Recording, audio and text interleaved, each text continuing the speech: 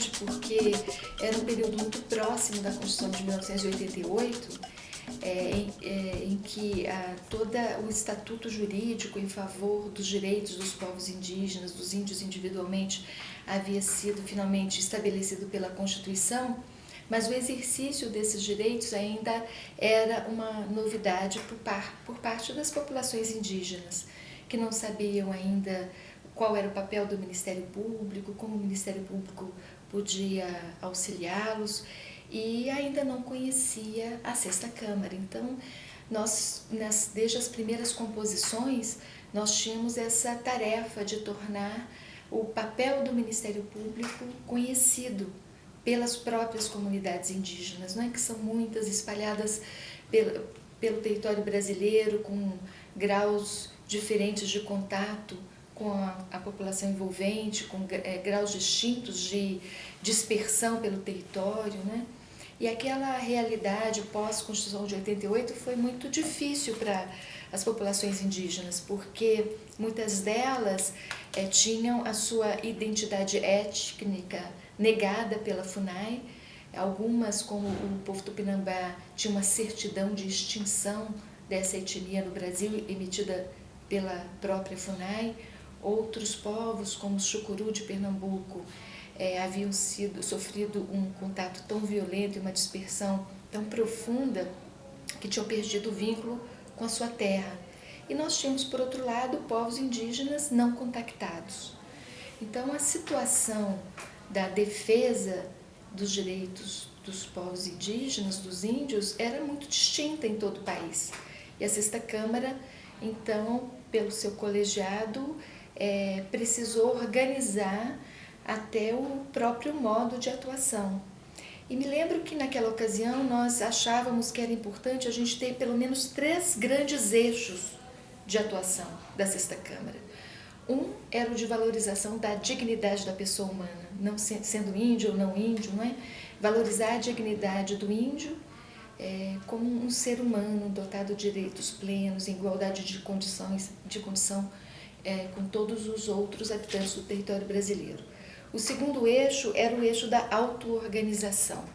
Os povos indígenas ainda viviam sob a égide do Estatuto do Índio, que estabelecia um sistema de tutela dos povos indígenas, e tinha um órgão estatal que os representava, que falava por eles, que definia o tipo de reivindicação que era o que deveria ser feito em favor deles. Então era um sistema de tutela muito forte. E aí a Sexta Câmara achou que era interessante trabalhar no eixo da valorização da auto-organização. E o terceiro eixo era o da sustentabilidade. Então, sobre esses 3 eixos, nós definimos uma série de atuações e de intervenções naquela ocasião, e esses eixos presidiam o nosso próprio modo de contato com os povos indígenas. Então, a valorização da dignidade, a valorização da auto-organização e a valorização da autossustentabilidade. Na valorização da dignidade, para a Sexta Câmara era muito importante dar voz aos índios. E aí nós estabelecemos algo que no Ministério Público Federal ainda era muito inédito naquela época, né, no início da década de 90, que era a ideia de recebê-los na casa. Então eles vinham ao Ministério Público, não sabiam que órgão exatamente do Ministério Público iria atendê-los. Mas a Sexta Câmara, ali na L2 Sul, na sede da PGE em Brasília, tinha uma sala, e nós passávamos às vezes a tarde e a noite inteira colhendo depoimentos, recebendo os povos indígenas que vinham aqui. Foi assim, por exemplo, que nós mantivemos contato com o Galdino, que ele foi esse representante, esse membro dos povos indígenas Pataxó-Rãrãe da Bahia, que tinha vindo a Brasília mais uma vez para verificar em que pé estava o procedimento de reconhecimento do território Pataxó-Rãrãe.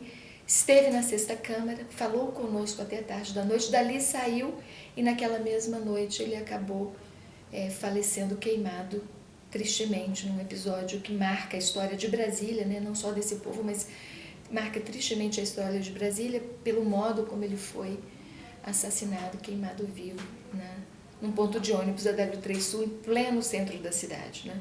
Galdino era um desses que vinha sempre a Brasília, como vieram tantos outros, né, preocupados com o reconhecimento do seu território. E eles próprios descobrindo que tinham voz, que podiam reivindicar, que se viessem ao Ministério Público nós íamos registrar esse pedido deles por escrito, e isso ia dar ensejo a uma cobrança junto à autoridade que processava o procedimento de reconhecimento do território. Na questão da auto-organização também, muitas atividades foram empreendidas no âmbito da Sexta Câmara, valorizando a ideia de que era importante que os índios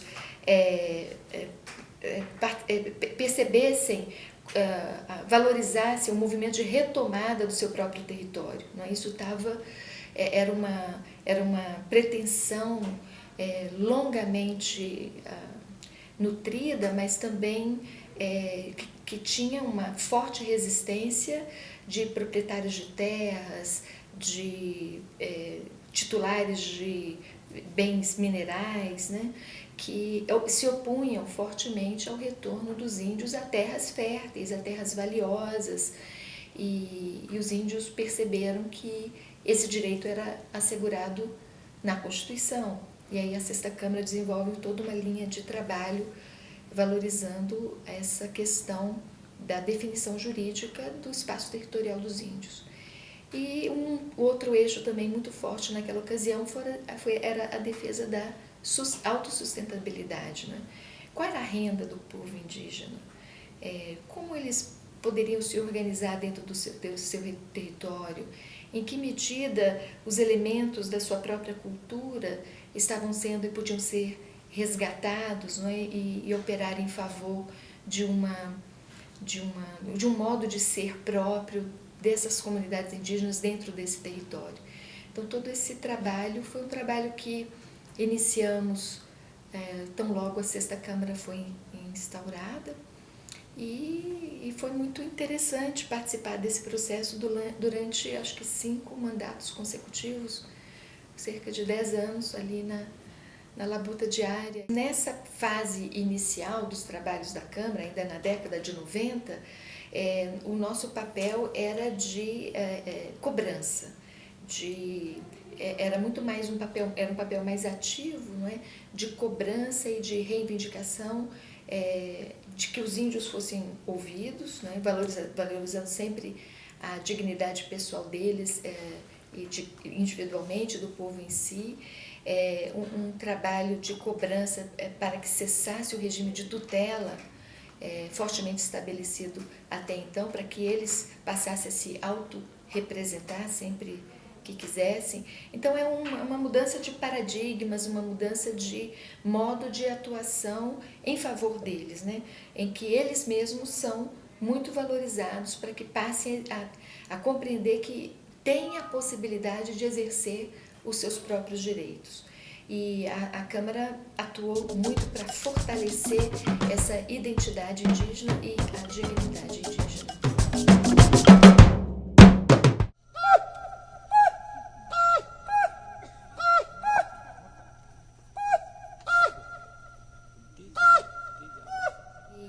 E logo no início dessa atuação da Sexta Câmara, a questão da educação escolar indígena foi muito reivindicada pelos povos indígenas, porque estavam claramente desprovidos de qualquer aparelho educacional.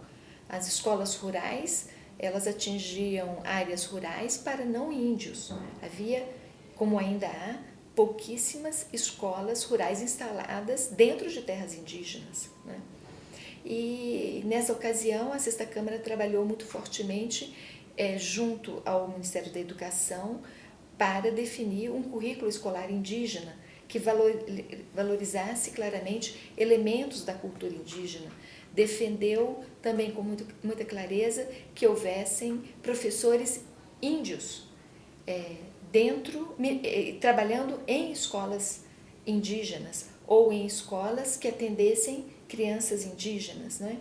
Então, isso parecia muito importante como um elemento de favorecer o resgate dos elementos da cultura indígena, trabalhando um currículo mais plural, também favorecendo que o ensino se desse na língua indígena, sempre que possível.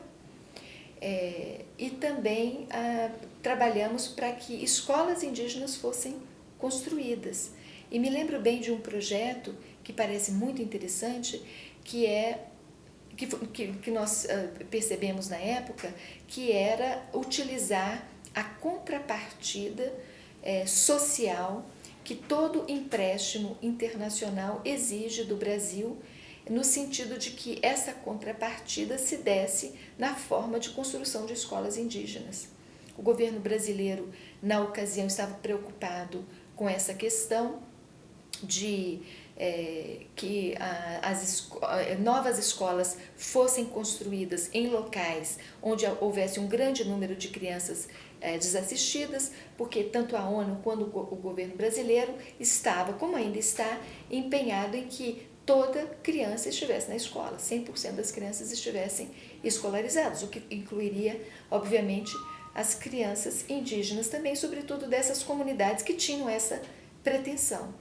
E nessa ocasião o governo brasileiro não sabia como contactar os povos indígenas para incluí-los nessa ideia, disponibilizando a construção de escolas.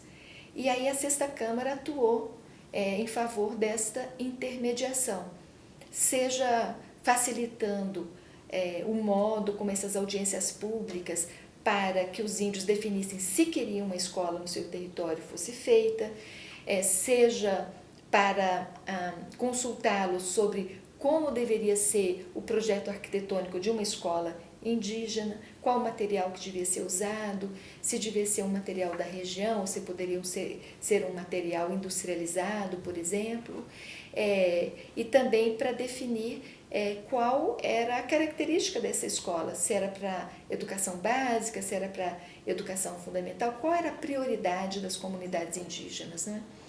E foi muito interessante porque as autoridades do Poder Executivo vieram procurar a Sexta Câmara com esse propósito e várias comunidades indígenas também. E ao final de um longo período de trabalho, de cerca de 4 anos, 9 escolas acabaram sendo construídas no âmbito desse projeto. E aí com várias adaptações ao projeto original, que era um projeto aprovado pelo Banco Mundial, que a escola devia ter certas características de qualidade do aparelho escolar, né, do prédio, da arquitetura dessa escola, mas com adaptações decididas e votadas pelos próprios povos indígenas. Então isso se deu, por exemplo, entre o Chucuru Cariri de Alagoas, em que eles participaram ativamente em audiências públicas, com as autoridades, com membros do Executivo e os membros do Ministério Público, para definir que características desse projeto arquitetônico precisavam ser alteradas para elas atenderem aos interesses da própria comunidade. Então, eles, por exemplo, não queriam telhas de barro, queriam um teto de palha, né? Então, isso foi, na ocasião, né, deliberado lá na audiência. E entre os Pataxó Rãrãe também a mesma ideia, né, de atender crianças que estavam cursando o ensino médio, porque eram os que estavam mais desprovidos de acesso à escola naquela ocasião. Então, era uma ideia bastante interessante que valorizava esse compromisso internacional que o Brasil já tinha assinado de, ao tomar um empréstimo de dinheiro internacional, oferecer uma contrapartida que tivesse um cunho social e que atendesse minorias. E isso não vinha sendo executado pelo governo brasileiro. E ao a gente participar desse projeto, isso acabou favorecendo o interesse dos índios, que nessa época estavam muito interessados em projetos de educação escolar indígena, e também favorecer a execução dessas cláusulas contratuais. Uma ideia que prosperou bem aqui no Brasil.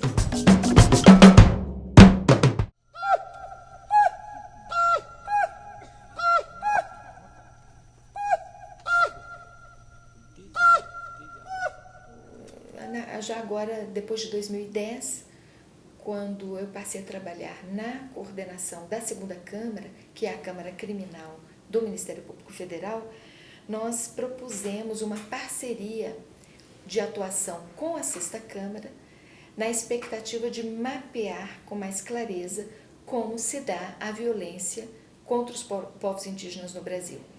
E nós percebemos pelas reuniões de trabalho que fizemos com os vários procuradores da República que trabalharam nesse projeto, que as lideranças indígenas têm sido vítimas preferenciais de assassinato.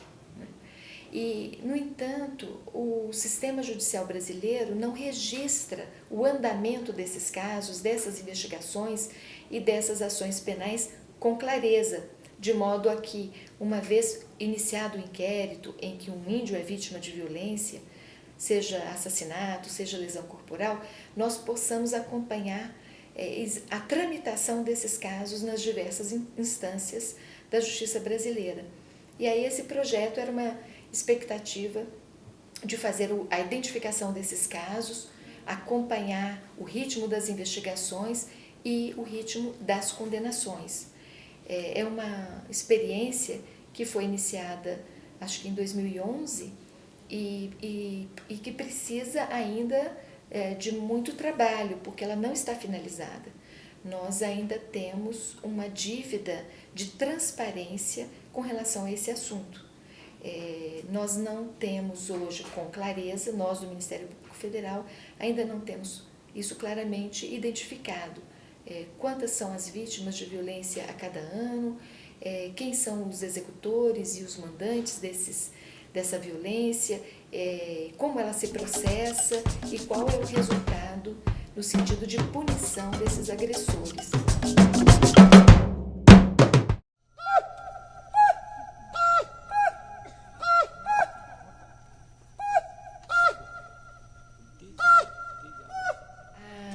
Ainda na década de 90, logo quando a Constituição surge, nós passamos a acompanhar essa pretensão do povo chucuru de retornar à sua terra, da qual eles haviam sido expulsos anos antes, muitos anos antes. O cacique Chicão Chucuru havia ido para São Paulo, onde foi um operário da construção civil em São Paulo. Durante os trabalhos da Assembleia Nacional Constituinte, ele atuou decisivamente como um representante dos povos indígenas do Brasil, um dentre tantos, que atuaram fortemente perante a Assembleia Nacional Constituinte para que o capítulo de defesa dos direitos dos povos indígenas fosse incluído na Constituição de 88. E na sexta Câmara, tão logo instaurada a Câmara, o cacique Chicão Chucuru nos visitou muitas vezes, apresentando claramente a importância de que fossem iniciados os trabalhos de reconhecimento dos territórios dos povos indígenas que haviam sido expulsos de suas terras. Então era uma pretensão clara de retomada de um território que já havia sido titulado a terceiros pelo próprio Estado, né?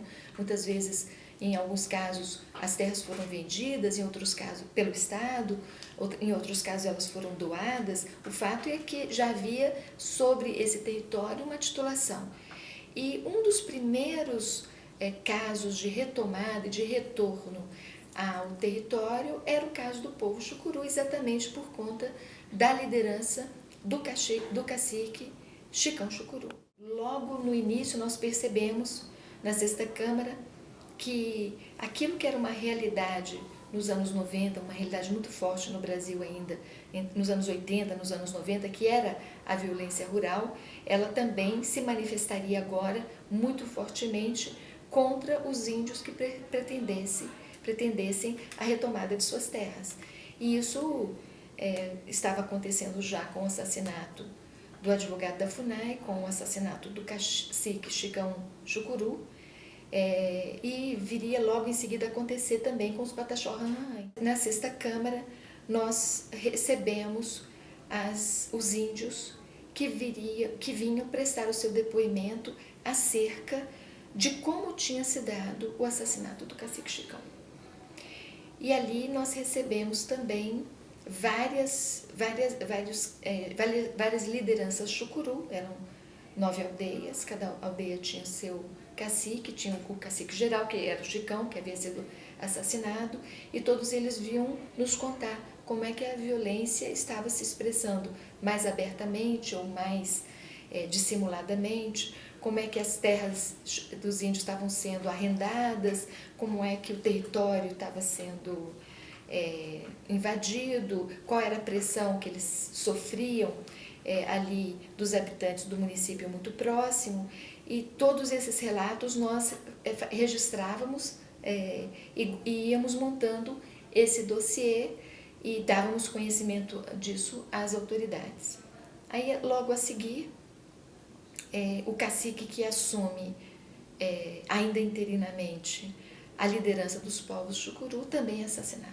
Chico Quelé, que tinha estado conosco inúmeras vezes, contando como essa violência estava se processando para que a terra não fosse reconhecida, já que havia mais ou menos 450 fazendas tituladas dentro desse território que era o chucuru, como é que isso estava se processando. Há uma perplexidade na comunidade porque cada um dos que começaram nessa década de 90 a trabalhar em favor do reconhecimento do território chucuru, imediatamente era vítima de violência. Quando o Chico Quelé é assassinado, houve um grande impasse dentro da comunidade chucuru para saber quem ia ser o novo cacique geral. Porque o Chicão tinha sido assassinado, logo em seguida Chico Quelé, acho que 2 anos depois. E aí ficaram naquele impasse os caciques de cada aldeia relutando em definir o próximo cacique geral. E foi nesse período que grande parte dessas lideranças também passaram a sofrer investigações criminais e passaram a sofrer acusações criminais ou por desvio de verbas de processos de recursos destinados à autossustentabilidade desses povos, da sua própria aldeia, ou porque eram acusados de se envolverem em brigas ou em tentativas de outros assassinatos. Todas essas lideranças passaram também a ser incriminadas e a ser investigadas. E lá adiante, quando o filho de Chicão Chucuru, chamado Marcos Whitson, foi eleito cacique geral, logo quando ele completa 18 anos e passa a exercer uma liderança moral sobre esses povos que já haviam retomado esse território, ele sofre durante alguns anos ameaças de vida. E eram ameaças muito sérias. Os próprios investigados pela morte de seu pai poderiam estar envolvidos nessas ameaças. O júri pela morte do Chicão Chucuru ainda não havia se ultimado e a coisa não se resolvia. Nesse ínterim, os executores da morte do Chicão Chucuru e alguns intermediários apareceram assassinados também.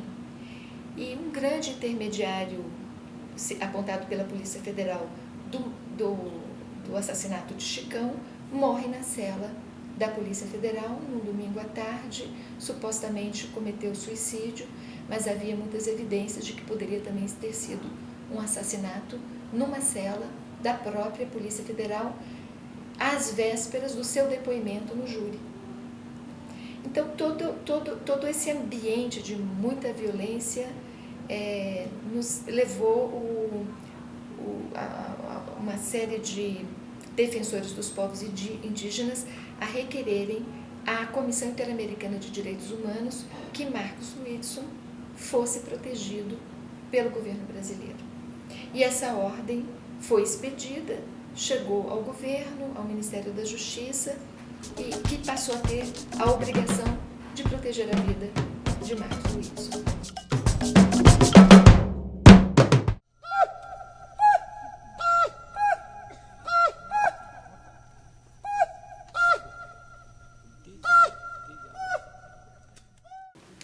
Entre os Pataxó Rãrãrãe, havia, que é é um território indígena no sul da Bahia, perto de uma cidade chamada Pau-Brasil.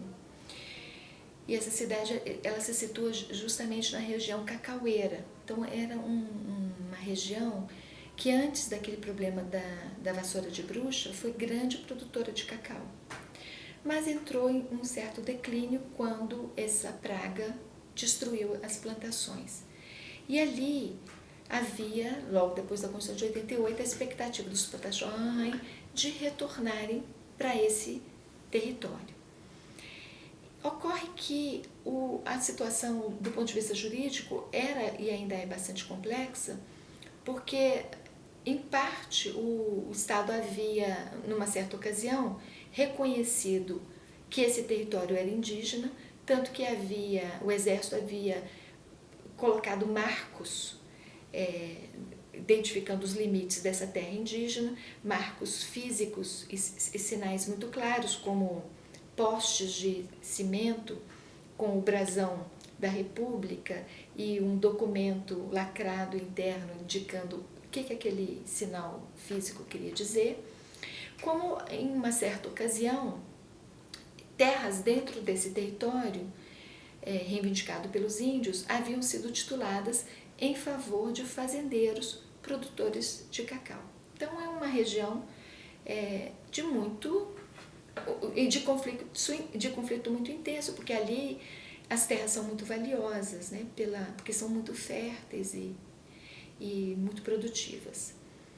E numa determinada ocasião, já quando a FUNAI contava com laudos indicando que aquele território era realmente Pataxó-Rarrain, e estava em curso, como ainda está, uma ação civil pública originária no Supremo, julgando exatamente esse conflito entre a Bahia e a União, a respeito disso, os fazendeiros resolveram reconhecer a procedência do reconhecimento desse território e quiseram fazer um acordo extrajudicial se antecipando a essa decisão judicial. Eu fiz essa proposta a um dos líderes fazendeiros e a FUNAI também estava atuando ativamente nesse sentido, porque o conflito da população com os índios era muito intenso nessa área, a ponto de, a cada semestre escolar, pelo menos uma vez, o ônibus que levava as crianças Pataxó-Rarrain da terra indígena para a cidade para assistir aula ser queimado. Outras vezes os índios eram vítimas de armas de fogo. E nessa ocasião, em 99, aconteceu um episódio em que a terra foi invadida. E me pediram para ir lá ver o que estava acontecendo. E eu chego na terra, várias mulheres e algumas lideranças indígenas Pataxó-Rarrain estavam com balas, com sinais de bala de arma de fogo na perna, no braço, na cabeça.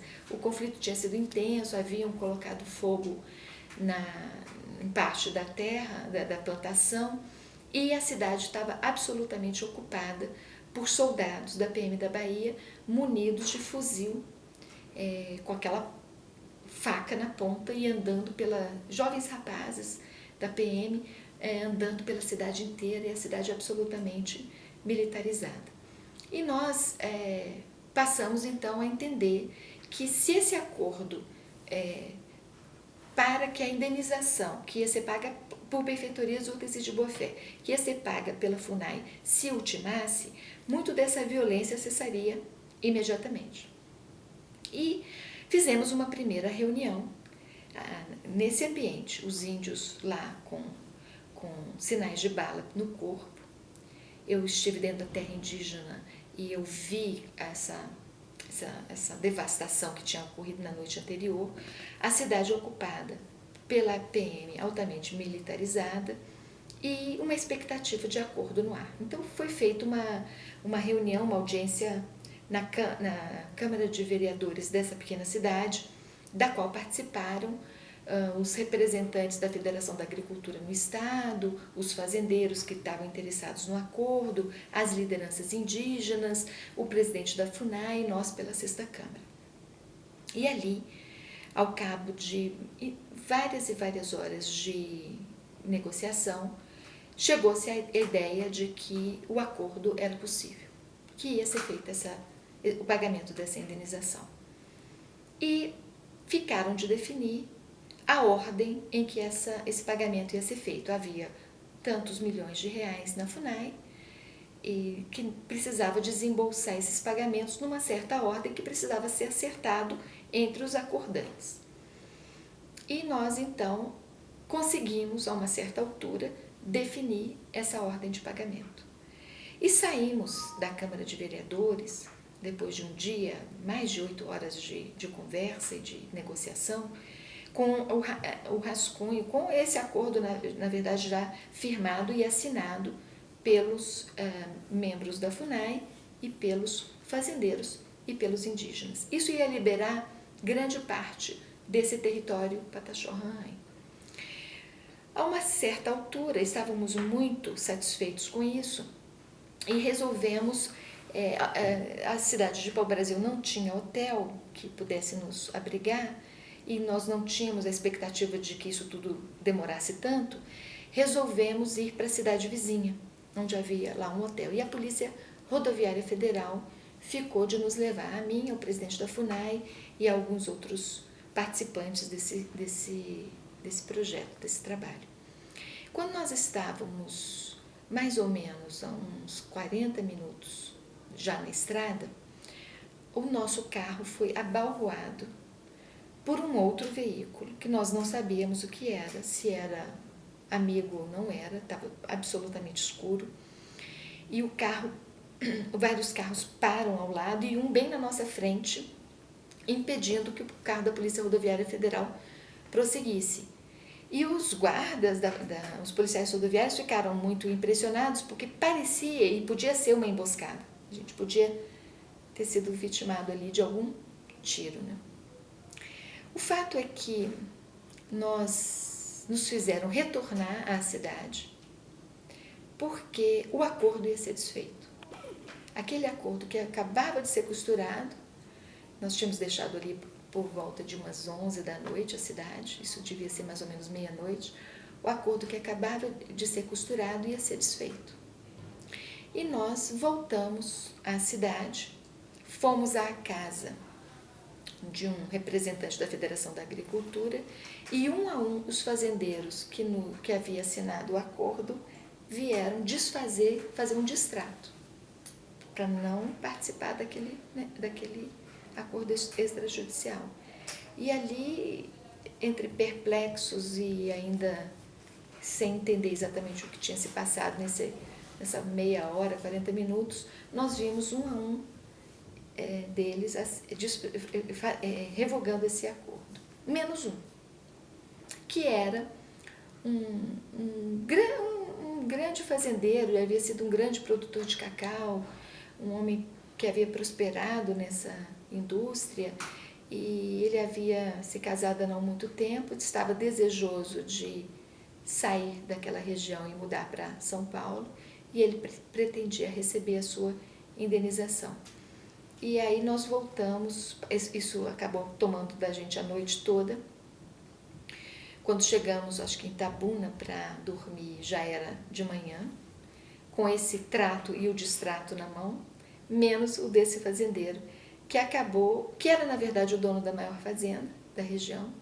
Ele acabou recebendo esse pagamento antecipado pela FUNAI, ficou muito satisfeito com a história, os índios também, porque ele recebendo pela fazenda dele, ele liberou um território bastante grande, mas e eu saí da cidade e me dirigi de carro até Salvador, onde eu ia pegar o avião de volta para Brasília.